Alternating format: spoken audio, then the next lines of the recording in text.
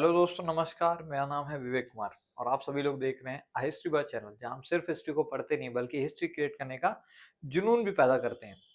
तो आज हमारी क्लास रहेगी संविधान के ऊपर। नाम से ही समझ आ रहा है, सम मीन्स सभी के लिए और विधान मीन्स होता है नियम कानून। जैसे आपके घरों में क्या होगा, सभी का मतलब माता पिता क्या बनाते होंगे, विधान बनाते होंगे, रूल्स बनाते होंगे। भैया इतने देरी के बाद खेलना नहीं है, इतने टाइम के बाद पढ़ाई शुरू कर देनी है, वगैरह वगैरह। उसी टाइप से देश को चलाने के लिए, परिवार के लिए तो ठीक है, एक मुखिया है अपना, मम्मी पापा में कोई बन गया, कभी पापा कभी मम्मी, और उन्होंने अपने रूल्स बना दिए और वो चीज फॉलो हो रही है एक छोटे से फैमिली में, ठीक है।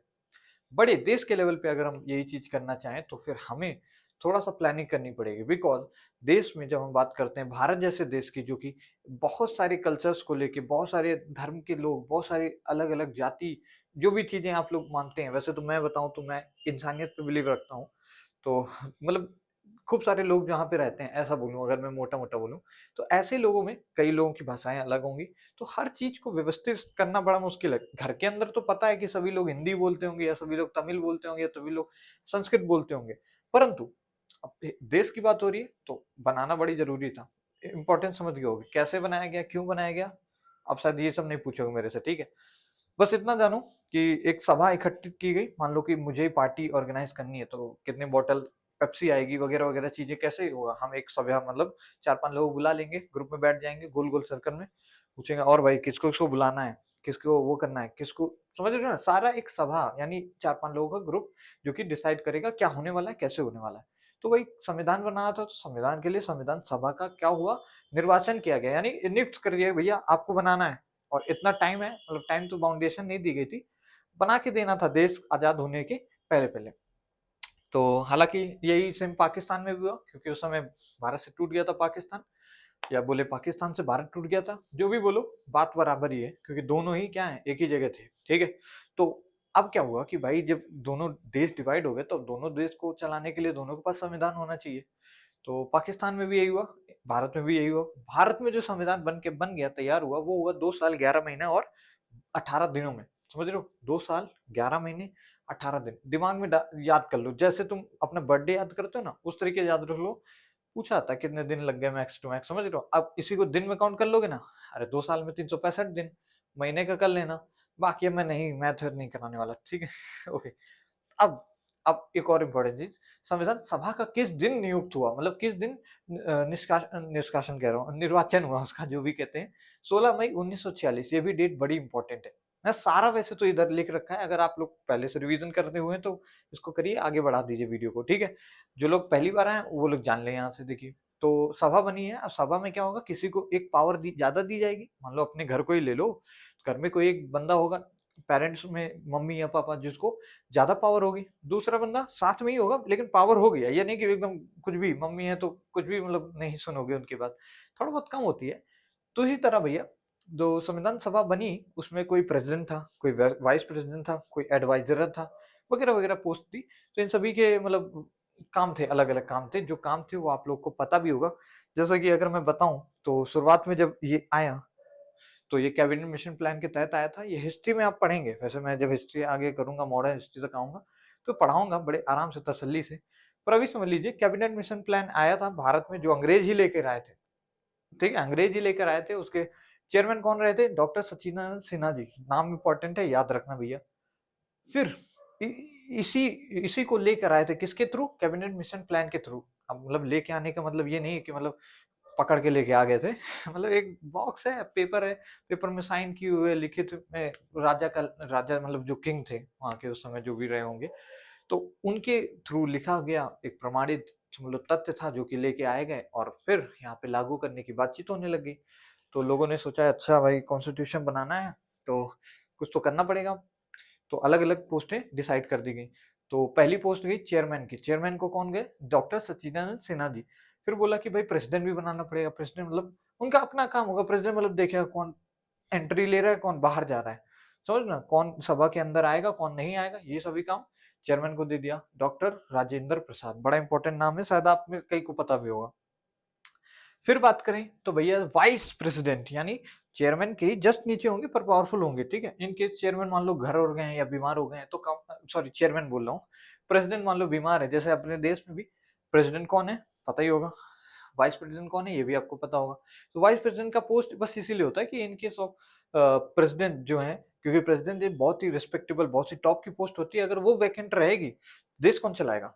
तो अगर वो वैकेंट होती है तो ये चीज वहां पे आ जाएगी, मतलब समझ रहे हो, वाइस प्रेसिडेंट उस समय वो रोल करेंगे, इसलिए बनाया गया।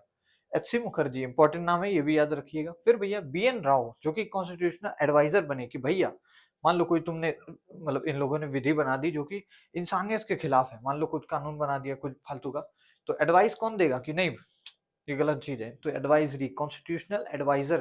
तो डॉक्टर क्या होता है, एडवाइजर होता है, आपकी हेल्थ एडवाइजर होता है। हेल्थ में कोई बीमारी होगी तो क्या बताता है, भैया गड़बड़ है, ठीक है।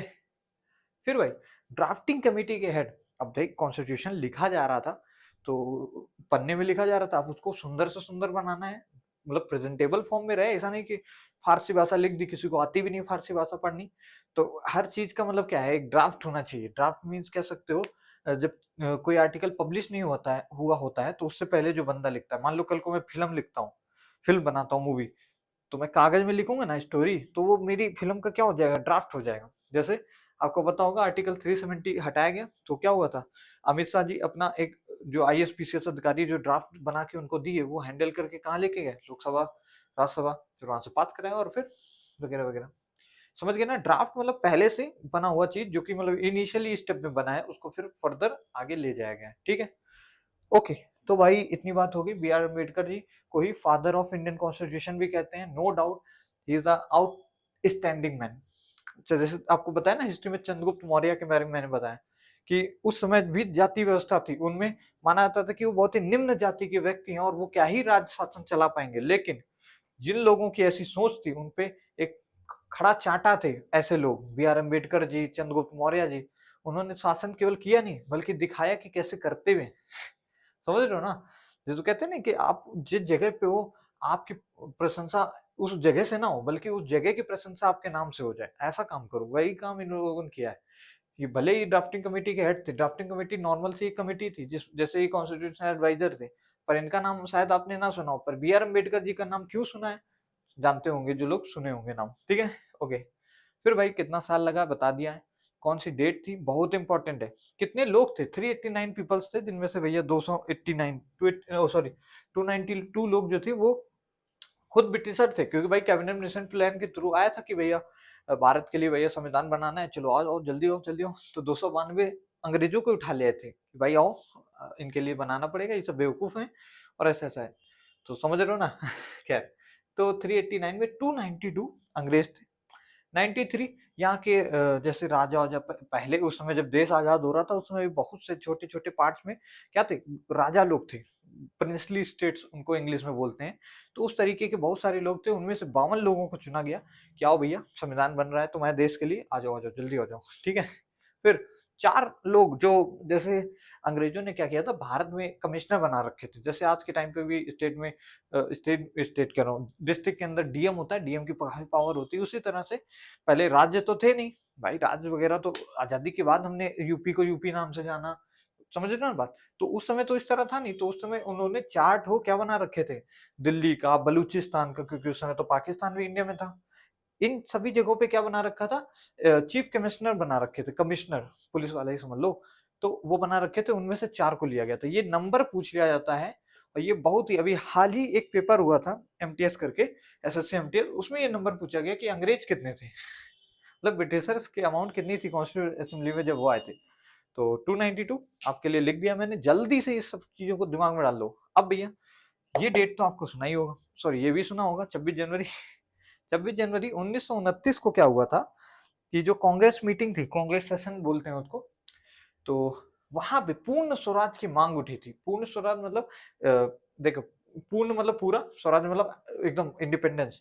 तो जब इन्होंने किसने, जवाहरलाल नेहरू जी ने वैसे आवाज उठाई थी, इनसे पहले यानी इस तारीख से पहले ये लोग चाहते थे कि भाई इंटरिम गवर्नमेंट हो, और ठीक है, इंटरिम गवर्नमेंट ये था कि अंग्रेज लोग भारत से जाएं, मतलब जाएं, लेकिन क्या करें, कुछ कुछ बड़ी पोस्टों पे वो बैठे रहे, कंट्रोल करते रहे। मतलब ये था कि कुल मिला के कि जो लोग थे वो इलेक्शन लड़ सकते थे, अपना नेता खड़ा कर सकते थे, डेमोक्रेसी होगी, लेकिन नेता काम करेगा किसके बेसिस पे, वही अंग्रेजों के बेसिस पे। तो मतलब आजादी थी लेकिन थोड़ी थोड़ी। तो पहले ये सभी लोग, ये ऐसा नहीं कि ये लोग नहीं चाहते थे, जवाहरलाल नेहरू जी हर कोई चाहता था। लेकिन फिर क्या हुआ, मोतीलाल नेहरू की नेहरू रिपोर्ट आई, जो कि मैं हिस्ट्री में पढ़ाऊंगा। फिर नेहरू रिपोर्ट को फाड़ के फेंक दिया इरविन ने, कहा कि ये तुम लोग संविधान बनाओगे। और मोतीलाल नेहरू जी जवाहरलाल नेहरू जी के पापा जी थे, अब पापा के बारे में ऐसा कोई बेइज्जती कर दिया तो कोई सुन पाएगा क्या? तो बस फिर बोला नहीं, अब मेरे को आधी स्वतंत्रता तो बिल्कुल नहीं, अब सीधे फुल इंडिपेंडेंस चाहिए मेरे को। क्या चाहिए? पूर्ण स्वराज चाहिए। क्या चाहिए? पूर्ण स्वराज। तो इस तारीख को जवाहरलाल नेहरू जी ने कांग्रेस सेशन में क्या बोल दिया कि भैया अपने को पूर्ण स्वराज चाहिए, छोटी मोटी खुशियों में अब नहीं होगा। ठीक है, जब पापा को वो कर दिया, तो अभी जब हिस्ट्री पढ़ाऊंगा तो अब आपको और क्लियर होगा, और जो लोग पढ़ के आए होंगे तो उनके लिए तो कुछ भी नहीं है भाई। ठीक है, फिर 26 जनवरी 1949 को ये कंप्लीट हो गया था, कौन? संविधान बन के तैयार हो गया था। संविधान मतलब जो सभी के लिए इक्वल कानून होंगे। ठीक है, 26 नवंबर 1949 को ये चीज बन के तैयार हो गई थी, परंतु इसको लागू नहीं किया गया। कुछ एक इसके पायदान लागू कर दिए गए थे, 4 पायदान लागू किए गए थे, उन बाकी सभी को लागू किया गया था कब? 26 जनवरी 1950 को। समझ गए ना? क्योंकि नवंबर में भी तैयार हुआ था, अब होना चाहिए था तो इसी दिन कौन से मतलब लागू कर देना चाहिए था, और हम लोग को रिपब्लिक डे भी इसी दिन बनाना चाहिए था। क्यों? लेकिन नहीं मनाया जाता है, क्योंकि भाई 26 जनवरी को पूर्ण स्वराज बोला गया था। तो हमने सोचा कि भाई अब इतना महान काम उस दिन किया है, तो उसी महान दिन के नाम पे ही अपना 26 जनवरी मतलब रिपब्लिक डे मना लेते हैं। तो इसलिए वेट किया गया, क्योंकि 2 ही महीने का वेट था भाई। नवंबर चल रहा था, दिसंबर, अगले साल आ गया जनवरी। तो याद रखना, जब भी प्रियम्बल आपने देखा होगा, प्रियम्बल प्रस्तावना जिसको बोलते हैं, या फिर सोल ऑफ इंडियन कॉन्स्टिट्यूशन भी बोलते हैं। क्या बोलते हैं? आत्मा, कॉन्स्टिट्यूशन की आत्मा। ठीक है, तो प्रियम्बल में भी जब भी आप आजादी का दिन देखोगे तो वो लिखा रहेगा 26 जनवरी 1950। ठीक है, 1950, लेकिन बन के तैयार होता 1949 को। मैं तेजी से बोल रहा हूँ, फिर से याद रखना, बन के तैयार 1949 को हुआ। बहुत लोग इसमें गलत टिक किए। मेरे बगल में जब मैं यूपी पुलिस का भी पेपर देने गया, हालांकि वो लीक हो चुका है, बगल वाले ने टिक करके रखा था ये।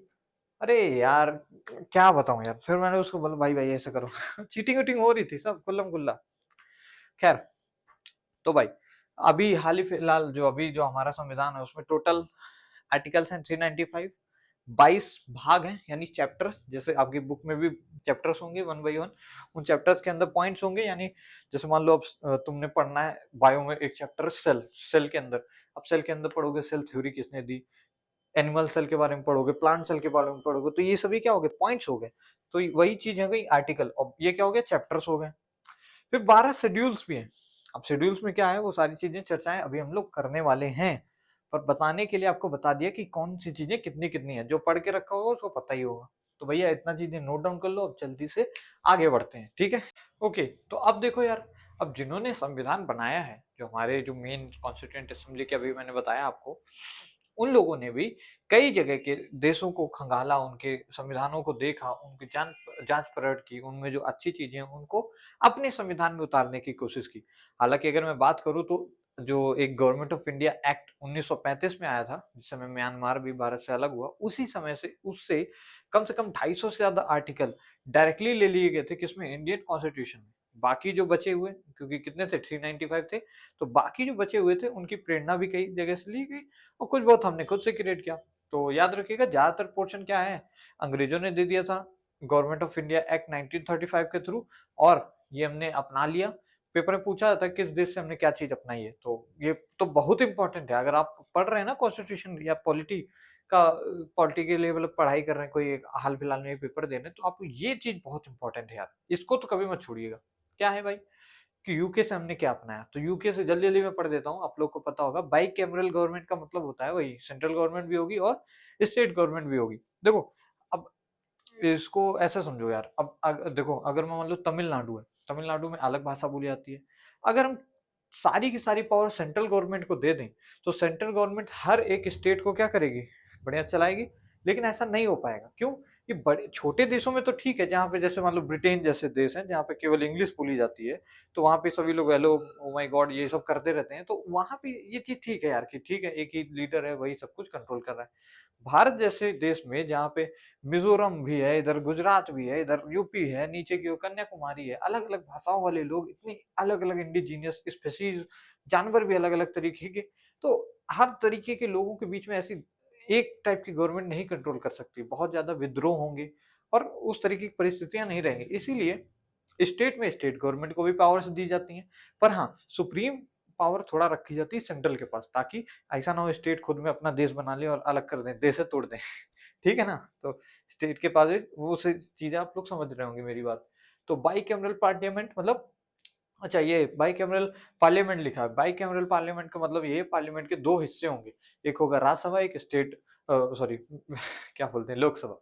लोकसभा को पीपल्स हाउस बोलते हैं, राज्यसभा को उच्च सदन बोलते हैं, और इसको निम्न सदन। ठीक है, इंपॉर्टेंट है ये सब, तो पता ही भी होगा। मैं बाई कैमरल गवर्नमेंट सोच रहा था, इसलिए मैंने आपको बता दिया स्टेट गवर्नमेंट सेंट्रल गवर्नमेंट, हालांकि ये पार्लियामेंट है, पार्लियामेंट समझ गए ना, पार्लियामेंट चीज है। सीएजी यानी कंप्ट्रोलर ऑडिटर जनरल, यानी ये सीएजी समझ लो ऐसे अकाउंटेंट, वो आपने सीए सुना है, चार्टेड अकाउंटेंट, तो वही है, बस ये सरकार के लिए सीए है, जैसे सरकार कितना खर्चा कहाँ करती है, कौन सी नीतियों में कितना घाटा हुआ है, कितना हमें प्रॉफिट हुआ, ये सारा कौन रिपोर्ट देता है, सीएजी। सीएजी की रिपोर्ट बहुत ज्यादा वो होती है, मतलब बहुत जरूरी होती है कोई भी गवर्नमेंट में। सीएजी की रिपोर्ट से ही पता चलता है कितना घोटाला हुआ है, कितना क्या है। ठीक है, तो सीएजी बड़ा वो पोस्ट है, हालांकि ये कॉन्स्टिट्यूशनल पोस्ट है, यानी इसको हटाया नहीं जा सकता है नॉर्मली। ठीक है, फिर लॉ मेकिंग प्रोसीजर यानी कानून कैसे बनाने हैं, वो चीज की भी हमने कहाँ से प्रेरणा ली, यूके यानी उत्तराखंड नहीं, यूनाइटेड किंगडम। ठीक है, ओके। फिर यूएसए से क्या लिया, सभी को पता है, ये तो पता ही होगा, फंडामेंटल राइट्स लिए, पर भैया वाइस प्रेसिडेंट की भी पोस्ट जो है वो यूएसए से ही ली गई है। सुप्रीम कोर्ट, इवन प्रियम्बल खुद में प्रस्तावना, जिसको soul of the Indian constitution कहते हैं, वो कहाँ से प्रेरणा ली गई, यूएसए से। ठीक है, जवाहरलाल नेहरू जी ने इसको इंडियन कॉन्स्टिट्यूशन का क्या बोला, सोल बोला, आत्मा बोली। ओके, फिर देखो भैया यूएसएसआर रशिया, रशिया से फंडामेंटल ड्यूटीज ली गई, बहुत इंपॉर्टेंट है, याद भी होगा। Australia concurrent list, concurrent list वो होती है बच्चों, जैसे अगर मैं बताऊं, जैसे आपको बताया अभी सेंट्रल गवर्नमेंट और स्टेट गवर्नमेंट, तो अब कुछ पावर्स होंगी जिस केवल केवल सेंट्रल गवर्नमेंट्स को दी जाएंगी, कुछ होंगी जो स्टेट को भी दी जाएंगी और सेंट्रल को भी दी जाएंगी, और कुछ ऐसी होंगी जो केवल केवल स्टेट को होंगी, समझ गए? अब जैसे शिक्षा व्यवस्था है, स्कूलों की कैसे माध्यमिक शिक्षा व्यवस्था होगी, वो स्टेट गवर्नमेंट की होगी। क्यों भाई, अगर सेंट्रल गवर्नमेंट मान लो तय कर दे कि भैया स्कूलों में हिंदी पढ़ाई जाएगी, तो यहाँ तो ठीक है नॉर्थ इंडिया में, लेकिन साउथ इंडिया में चल जाओ तो वो गलत हो जाएगा। इसलिए स्टेट खुद के लिए क्या करेगा, हालांकि लैंग्वेज सेट है कि इंग्लिश और हिंदी मेन ऑफिशियल लैंग्वेज होंगी सेंट्रल के लिए, लेकिन अगर स्टेट अपनी लैंग्वेज रखना चाहे तो रख सकता है। जैसे वेस्ट बंगाल में बंगाली लैंग्वेज है, तो वहाँ के बच्चे बंगाली में मतलब पैदा होते नहीं, मतलब पढ़ाई लिखाई करते हैं। ठीक है, तो मतलब अपने अपने स्टेट रख सकता है, तो अच्छी चीज है। तो ये सभी लिस्ट यानी कॉन्करेंट लिस्ट क्या है, ये लिस्ट बनी हुई है कि भैया कौन सी पावर किसको दे रखी है, स्टेट को या फिर सेंट्रल को या फिर दोनों को। जैसे पैसा यानी आरबीआई की मोहर, ये कौन लगा सकता है, हर स्टेट का तो अपना मनी नहीं है, केवल सेंट्रल, केवल पूरे देश का एक ही होता है। यानी जो पैसा मनी मेकिंग यानी आरबीआई जो पावर दी गई वो किसको दी गई, सेंट्रल गवर्नमेंट को। अब स्टेट को नहीं है ये चीज, लेकिन जैसे शिक्षा की बात की, यानी ये केवल स्टेट को है और सेंट्रल को नहीं है, समझ गए ना? इसी तरीके कई सारी चीजें होती हैं, आप लोग समझ जाएंगे धीरे धीरे। तो कॉन्करेंट लिस्ट हो गया। ज्वाइंट सिटिंग ऑफ पार्लियामेंट, जब कोई बहुत बड़ा मतलब फैसला वैसला करना होता है तो फिर क्या होता है, दोनों सदन को बुला लिया जाता है, ज्वाइंट सिटिंग होती है, जेपीसी मीटिंग कहते हैं उसको। ठीक है, joint parliamentary committee. Okay bro, मतलब भाइयों, तो जेपीसी के बारे में भी। अब भाई जर्मनी से क्या लिया गया, जर्मनी से हमने लिया है भाई कि कैसे आपके फंडामेंटल राइट्स सस्पेंड हो जाएंगे ड्यूरिंग इमरजेंसी। हालांकि ये आर्टिकल 20 एंड 21 ऐसे आर्टिकल्स हैं, यानी ऐसे आपके फंडामेंटल राइट्स हैं जो कि कभी भी सस्पेंड नहीं होते इवन ड्यूरिंग इमरजेंसी। ठीक है, जीने का अधिकार है आर्टिकल 21, 21 मतलब राइट टू लाइफ, ऐसा समझ लो। उसी के अंदर राइट टू प्राइवेसी भी है कि भैया आपका फोन कोई भी ऐसा नहीं कि आ गया और छीन लिया, देखने लग गया, आपका अधिकार है, वो कोई कर नहीं सकता है, करता है तो सजा होगी उसको। फिर आयरलैंड से दिए गए हैं DPSP, directive principles for state policies, यानी कि इसका मतलब ये था कि जब संविधान बना तो उस समय सभी को इतना पैसा नहीं था कि हर स्टेट को पैसा देने, लो भैया तुम शिक्षा व्यवस्था सही कर लो, लो तुम भाई अपने हेल्थ व्यवस्था सही कर लो, नहीं था इतना देश के पास पैसा, क्योंकि लूट के चल गए थे कौन, ये अंग्रेज। और लड़ा भी दिया था इन लोगों ने पाकिस्तान और हिंदुस्तान में करके। तो अब जानते हो लड़ाई होती है तो पैसा खर्च होता है, फालतू की चीजें हैं जो आज भी लोग लड़ रहे हैं।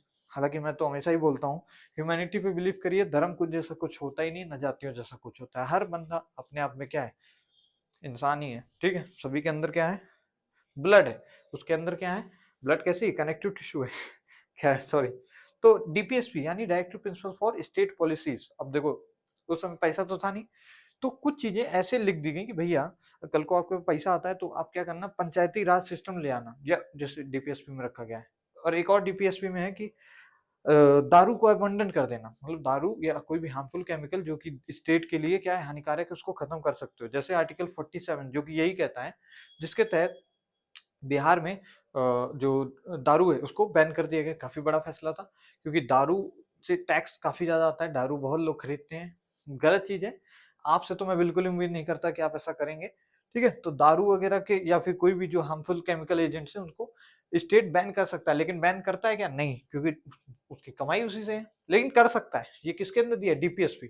अगर नहीं करता है तो सुप्रीम कोर्ट उस पर डंडा नहीं चलाएगी स्टेट पे, ठीक है। ऐसी ये चीज है, मतलब अगर पैसा वैसा होता है अपनी मर्जी से आप कर सकते हो, यानी स्टेट के पास पावर है। जैसे आपको बोल दिया गया आपको पढ़ाई करनी है, अब नहीं पढ़ोगे तो कोई हमेशा मारेगा थोड़ी। अब आप नहीं पढ़ोगे तो आपकी मर्जी है, समझ गए ना? वैसा है, क्या करना है, लेकिन नहीं करोगे तो कोई आपको मार पीट के नहीं कराने वाला है। एक समय के बाद छोड़ ही दिया जाता है। वही चीज डीपीएसपी प्रिंसिपल्स हैं किसके लिए? स्टेट्स के लिए, कि भैया ऐसा ऐसा करना है, ठीक है। ओके। इलेक्शन ऑफ प्रेसिडेंट कैसे होगा वो भी आयरलैंड से लिया गया है, बहुत इंपॉर्टेंट पॉइंट है। डीपीएसपी सब याद कर लेते हैं, प्रेसिडेंट का चुनाव वाला भूल जाते हैं। कहाँ से लिया गया? आयरलैंड से। फिर भाई साउथ अफ्रीका से क्या लिया गया? खुद से पढ़ लेना। अमेंडमेंट्स, अमेंडमेंट मतलब चेंज करना, जैसे आपकी लाइफ अमेंड करनी है मुझे, आपको पढ़ा के पॉलिटी, यानी आपकी लाइफ क्या होगी? चेंज हो जाएगी, समझ गए ना? तो अब कॉन्स्टिट्यूशन बन गया। अब जिन्होंने बनाया कॉन्स्टिट्यूशन उन्हें पता था कि क्या पता हमने सही ना बनाया हो, समझ रहे हो ना? जैसे मम्मी लोग होती हैं, खीर वीर बनाती हैं, पूछती हैं कि अच्छा बनाया कि नहीं। क्यों पूछा? क्योंकि होता है अपने आप को, मतलब इंसान को रहता है कि कुछ गलती होती तो नहीं होगी। तो वैसे ही उन लोगों को भी लगा कि भैया अगर कोई गलती वलती हुई है ना, तो हम एक पॉइंट ऐड कर देते हैं कि आप कॉन्स्टिट्यूशन में भी चेंज कर सकते हो। हाँ, चेंज कर सकते हो, लेकिन उसके जो फंडम जो एक बेसिक स्ट्रक्चर है उसको चेंज नहीं होना चाहिए। यानी ऐसा नहीं कि भैया तुम कल को बोलो कि फंडामेंटल राइट होंगे नहीं लोगों के पास, ही फालतू वालतू चेंज नहीं, एक थोड़ा मोड़ा चेंज, ठीक है ना, मतलब जो कि फंडामेंटल स्ट्रक्चर ऑफ कॉन्स्टिट्यूशन को क्या ना करे, डिस्टर्ब ना करे। अब ये कैसे पता चलेगा? ये कोर्ट तय करती है, हमारा जुडिशियल सिस्टम तय करता है कि भाई फंडामेंटल जो हमारी जो प्रोसीजरिंग है वो चीज डिस्टर्ब नहीं कर रही है, वो चीजें कोर्ट तय करता है, ठीक है, समझ गए? ओके भाई। फिर फ्रांस से क्या लिया गया है? अब देखो, जो हमारा प्रियम्बल है जिसको soul of the Indian constitution बोला जवाहरलाल नेहरू जी ने, अब उसमें जो 3 शब्द लिए गए हैं, जैसे लिबर्टी हो गया, इक्वलिटी है, फ्रेटर्निटी है, ये जो 3 शब्द ऐड किए गए हैं ये कहाँ से किए गए हैं? ये लिए गए हमारे फ्रांस के कॉन्स्टिट्यूशन से, समझ गए? बड़ा इंपॉर्टेंट पॉइंट है, बहुत ज्यादा पेपर में पूछा जाता है। तो इतना मैं आशा करता हूँ कि आप सभी ने याद कर लिए होंगे, ये सभी सोर्सेज ऑफ कॉन्स्टिट्यूशन है जो कि आप सभी को पता होने चाहिए पेपर से पहले पहले, ठीक है। तो अब चलो आगे बढ़ते हैं। तो अब देखो यार, अब शेड्यूल्स के बारे में जान लेते हैं। देखो 12 शेड्यूल्स हैं, जब शुरुआत में बना था तो 8 शेड्यूल्स थे, ठीक है। जब संविधान बना, मैंने आपको बताया कितने दिन लगे थे बनाने में। अच्छा बताओ मुझे, वाइस प्रेसिडेंट कौन थे? एच सी मुखर्जी, ठीक है भैया, भूलना नहीं। और प्रेसिडेंट कौन थे? अरे ये तो छोड़ो। तो जो 12 शेड्यूल्स हैं वो कौन कौन सी चीजें हैं, उनमें क्या क्या बताया गया, एकदम दिमाग में डाल लो भाई। और ये चीजें बहुत इंपॉर्टेंट है, एक बार आपको बस स्क्रीनशॉट ले लीजिए आप लोग चाहे तो, और आराम से इसको पढ़िए, याद रहेगा। पहले में यूनियन एंड इट्स टेरिटरी, यानी भारत की, भारत क्या है, एक फेडरेशन है कि यूनियन है? भारत एक यूनियन है। यूनियन मीन्स होता है कि जो स्टेट हैं वो अगर चाहे भी तो भी वो अलग नहीं हो सकते हैं। शुरुआत में क्या थे, 552 छोटे छोटे अलग अलग समझ लो राजा लोग थे, वो अपने अपने एरियाज रखे थे जब भारत आजाद नहीं हुआ था। उन सभी से साइन करवा लिया, किसने करा लिया? सरदार वल्लभ भाई पटेल जी ने, जिनको आयरन मैन ऑफ इंडिया भी कहा जाता है, ठीक है। तो इन्होंने क्या कहा, इन सभी को बोला कि भैया जी देखिए अभी आप शामिल हो जाइए, ताकि अंग्रेज ये चले जाएं, उल्लू बना दिए कुल मिला के। और जब आपको लगे तो आप अपना हट जाना, अभी आप भारत में शामिल हो जाइए और बाद में आप हट जाइए। तो ऐसा बोल के बोला कि अरे फेडरेशन है, और यूनियन में साइन करा लिया। तो भैया समझ रहे हो ना, यानी साइन करा लिया किस पे? यूनियन वाली लिस्ट में साइन करा लिया, जिससे क्या बन गए वो? डायरेक्टली पूरा एक पार्ट बन गए भारत का, ताकि जो कि अटूट है, यानी टूट नहीं सकता है। ओके। तो ये पहले उसमें चर्चा है। फिर दूसरे में भैया सैलरी की चर्चा है, यानी मनी, किस पदाधिकारी की कितनी सैलरी होगी, यानी प्रेसिडेंट की क्या सैलरी होगी, सुप्रीम कोर्ट के जज की क्या सैलरी होगी, सारी चीजें जिन जिन लोगों की आप सैलरी सोच रहे हो, सीएजी हो गया, आईपीएस आईएएस, सभी की सैलरी किसमें लिख रखी हुई है? यहाँ पे, ठीक है। तो नेता लोग क्या होते हैं ना, यही पन्ना फाड़ लेते हैं और फिर जेब में रख लेते हैं। जैसे नेता बनते हैं तो ये तुरंत फाड़ा पन्ना जेब में रखा, मतलब फोटो कॉपी जो होती है संविधान की सभी के पास होती है, फाड़ के पन्ना जेब में रख लेते हैं, अच्छा इतनी सैलरी रखो। फिर भैया जाते हैं शपथ लेने, पहले सैलरी फिर शपथ लेने जाते हैं नेता लोग, और वहीं से पन्ना फाड़ लेते हैं। मान लो कि कोई एक मंत्री है जो कि गृह विभाग कह रहा हूँ, कृषि मंत्री मान लो कोई बन गया, अब वो कृषि मंत्री वाली जो पद है, यानी जो ओथ है, यानी जो बोलना है उसको क्या बोलते हैं यार, अपना ओथ लेगा, वहां पे जाके शपथ लेगा, हिंदी में कहते हैं शपथ लेना, तो वहां जाके क्या करेगा, शपथ लेगा और वही नोट से पढ़ देगा कि भैया मैं जितनी भी होगी आज तक मैं पूरी कोशिश करके जी जान लगा के भारत को लूटने में, मतलब भारत के लिए करने में सहयोग करूंगा, वगैरह वगैरह चीजें बक देता है। चौथे में राज्यसभा में कितनी सीटें होंगी उसके बारे में चर्चा है, जैसे कि आपको पता होगा यूपी में कितनी सीटें 80 है, बिहार में 40 सीट्स हैं, वही सारी चीजें कितनी सीटें होंगी, मतलब एक फॉर्मूला है, उस हिसाब से जब मैं डिटेल में जाऊंगा तब आपको बताऊंगा ये चीजें। फिर पांचवे में SC ST लोगों के लिए क्या है, एक विशेष प्रावधान है। अब वही चीज है, अब लोग जो लोग मानते हैं इन सब चीजों पे उनके लिए ये सब है, SC NST। मेरा तो भाई यही मानना है, इंसानियत का ही एक ही धर्म होता है, इंसानियत, ठीक है, इसके अलावा ना कोई जाति है ना कोई धर्म है, सभी लोग इक्वल हैं। और जो लोग ऐसी मानसिकता रखते हैं ना, हाँ, ये जो चीजें की गई हैं ये पॉजिटिव डिस्क्रिमिनेशन है, समझ रहे हो, ये कोई रिजर्वेशन कोई गलत चीज नहीं है, वरना गाली देने वाले तो रिजर्वेशन जो सिंगल पेरेंट होते हैं उनके भी रिजर्वेशन गलत बोलते हैं, बोलते हैं कितना इनका फायदा है, किस इनके तो केवल एक माता पिता है और कितना इनको रिजर्वेशन मिलता है। अब सोच रहे हो कैसी मानसिकता है यार, किसी के माँ बाप नहीं है, उसके उसका दर्द को आप एक तो समझ नहीं पा रहे हो, दूसरा उसका इस तरह मजाक। तो उसी तरीके से यार जो बेचारा इस सब चीजों से सफर कर रहा है, आपको उसके उसका मतलब नहीं है कि भैया SC ST और ये लोग तो फायदा ले रहे हैं, ऐसे करके लोग वो करते हैं। तो वही चीजें हैं यार। आप जाति मानना छोड़ दो ना, जिस दिन आप बोल दोगे जातियां होती नहीं, फिर ना SC ST रहेगी, ना ही कोई अपर कास्ट रहेगी, ऑल आर इक्वल, खत्म रिजर्वेशन। रिजर्वेशन तो अकॉर्डिंग टू जाति दिया जाता है ना, कि अगर आप जाति के हो तो रिजर्वेशन लो, समझ गए ना। तो खैर वो सब चीजें बाकी रहते हैं, ये सब किसमें है भैया, फिफ्थ में। फिर सिक्स में यहाँ पे जातियों को रिजर्वेशन दिया जाता है, यहाँ पे कुछ एक स्टेट्स को स्पेशल प्रोविजन दे दिए गए हैं, 6 शेड्यूल। अभी लद्दाख में प्रोटेस्ट चल रहा है सोनम वांगचुक जी का, आपको पता भी होगा। तो उनकी मेन यही चीज है कि जो बीजेपी ने वादा किया है, बीजेपी गवर्नमेंट ने, कि भैया हम आपको 6 शेड्यूल में कंसिडर कराएंगे लद्दाख को, वो चीज क्यों नहीं फॉलो कर रहे हैं भाई, 2018 में वादा कर रखे हैं और 2024 आ गया है, तो अपने वादा फॉलो कर रहे हैं, इसलिए बेचारे वो आमरण, यानी जब तक मर नहीं जाते तब तक अनशन में रहेंगे, पानी और नमक के सहारे। हालांकि अब वही चीज है यार कि देश में कोई इकट्ठा होता ही नहीं, क्लाइमेट चेंज की किसी को पड़ी ही नहीं, क्लाइमेट खतरे में हो चाहे जो हो, हमारा धर्म खतरे में पहले, फालतू की चीजें हैं। खैर, union list, state list and concurrent list, अभी आपको बताया था मैंने, यूनियन लिस्ट यानी कौन सी पावर्स यूनियन के पास होंगी, यानी सेंट्रल गवर्नमेंट के पास होंगी। फिर स्टेट लिस्ट यानी कौन सी पावर स्टेट के पावर होंगी, वो सारी जिन्होंने बनाया उसमें लिख डाला है कि कौन सी पावर किसको दी जाएंगी। 8वें शेड्यूल में क्या है, ऑफिशियल लैंग्वेज, क्योंकि कोई भी नेशनल लैंग्वेज को दर्जा नहीं दिया गया, क्योंकि भारत क्या है, बहुत सारी डाइवर्सिफाइड कल्चर्स का एक बड़ा सा ग्रुप है, वहां पे हम केवल ये नहीं कह सकते कि केवल हिंदी भाषा को प्रमोट करना या किसी एक पर्टिकुलर लैंग्वेज, तो कोई भी नेशनल लैंग्वेज नहीं बनाएगी, पर हाँ ऑफिशियल काम को लिए कई सारी ऑफिशियल भाषाओं का गठन कर दिया गया है, ताकि ऑफिशियल काम जो होंगे, जैसे लिखा पढ़ी, आपका मान लो बर्थ सर्टिफिकेट बनवाना है, तो अगर आप यूपी में बनवाते हैं तो हिंदी भाषा में होगा, बंगाल चले जाओगे वेस्ट बंगाल तो वहां पे बंगाली भाषा में होगा। तो ये कुछ एक ऑफिशियल लैंग्वेज है, तो ये ऑफिशियल लैंग्वेज किस शेड्यूल में, 8वें नंबर की अनुसूची, हिंदी में अनुसूची कहते हैं, इंग्लिश में शेड्यूल बोलते हैं, ठीक है।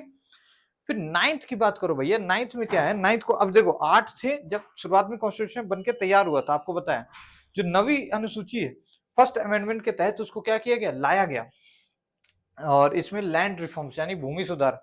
पहले ये था ना कि बड़े बड़े उद्योग, बड़े बड़े जो उस समय के क्या बोलते हैं यार वो लोग, जो गरीबों को सता के उनसे जमीन उमीन करवा के रख लेते थे अपने पास, 3-3 किलोमीटर तक जमीन रखते थे, बहुत ज्यादा जमीन रखे थे।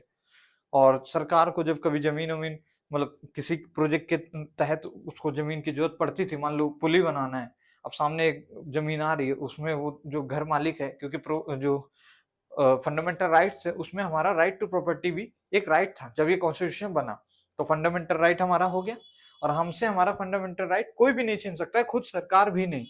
तो हमारी प्रॉपर्टी लेने का हक सरकार को नहीं था, पर उस जगह पे, क्योंकि अब वहां पे तो नेशनल कॉज के लिए हम सरकार तो कर सकती है ना ये चीज।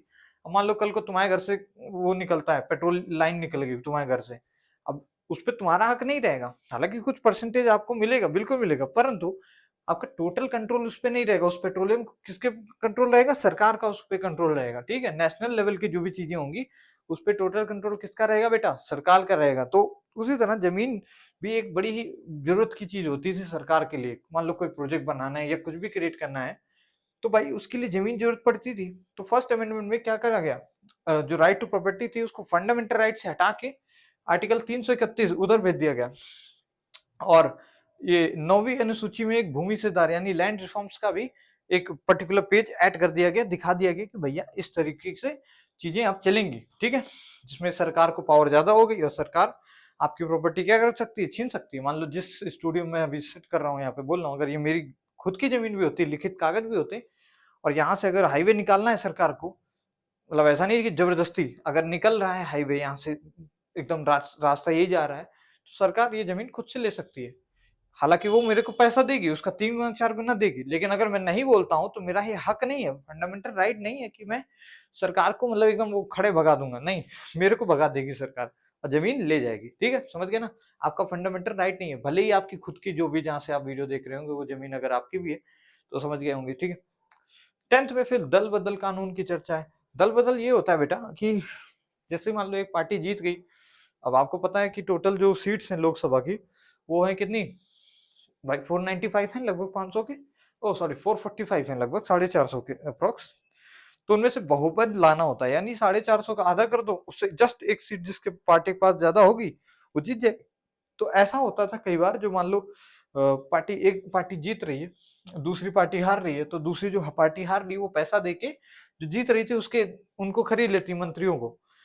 तो यानी ये जो दल था, यानी कि मान लो 2 पर्सन है, एक इधर है, ये वाला जीत रहा है मेरा हाथ और ये वाली पार्टी हार रही है, तो यहाँ से अगर इस वाले से मैं बंदे को इधर भेज दूं तो क्या होगा, ये हार जाएगा, यानी डेमोक्रेसी तो यहाँ खत्म होगी। अगर मंत्री लोग यूं ही इधर से उधर दल अपना बदलते रहेंगे तो डेमोक्रेसी खत्म हो जाएगी। इसलिए क्या किया गया, दल बदल पे एक सख्त कानून लाया गया, अगर कोई मंत्री ऐसा करता पाया जाता है तो उसको क्या करेंगे, भगा देंगे कि भैया तुम मंत्री भी नहीं रहोगे ना तुम चुनाव लड़ सकते हो। तो ये सारे कानून किस में लाए, 10th में। कब लाए गए, ये मैं पर्टिकुलर अमेंडमेंट्स यानी जब चेंजेस हुए हैं कब किस साल में हुए, किस संविधान संशोधन के तहत हुए, अभी तक 106 संविधान संशोधन हो चुके हैं, ओके। और 107वां में भी वुमेन रिजर्वेशन बिल आएगा, पता नहीं कब तक आएगा, 2030 तक आ जाएगा मे भी, देखते हैं खैर। फिर 11वें में पंचायती सिस्टम को क्या किया गया, लाके आया गया, किसमें, अनुसूची के अंदर, पंचायती राज सिस्टम, क्योंकि भारत एक गांवों का देश है, जब तक गांव विकसित नहीं होंगे भारत भी विकास नहीं करेगा, ये गांधी जी का कहना था और जो कि सही भी था।